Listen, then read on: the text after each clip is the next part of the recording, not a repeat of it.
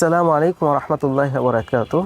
এমন একটি দোয়া রয়েছে, এই দোয়াটি যদি কোনো ব্যক্তি নিয়মিত পাঠ করে, তার যে পরিমাণে ঋণ থাকুক না কেন আল্লাহ সুবহানাহু ওয়া তাআলা সে ঋণ পরিশোধের ব্যবস্থা করে দিবেন।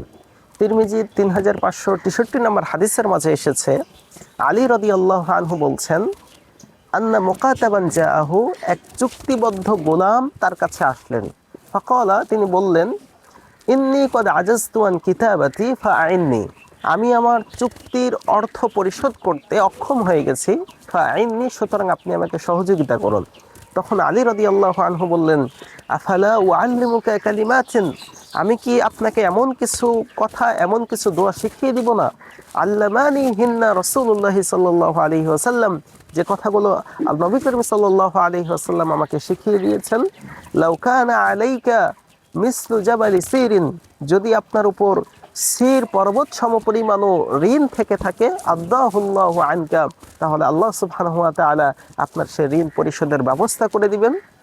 তখন তিনি বললেন যে আপনি এই দোয়াটি বলবেন, আল্লাহুম্মা কফিনি বিহালালিকা আন হারামিক ওয়াগনিনি বিফজলিকা আম্মান সাওয়াক।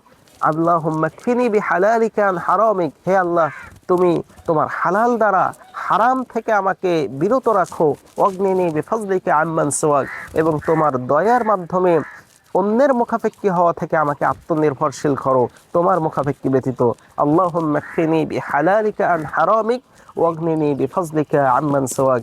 এই দোয়াটি যদি কোনো ব্যক্তি নিয়মিত পাঠ করে, আল্লাহ সুবহানাহু ওয়া তাআলা তার ঋণ পরিশোধের অবশ্যই ব্যবস্থা করে দিবেন।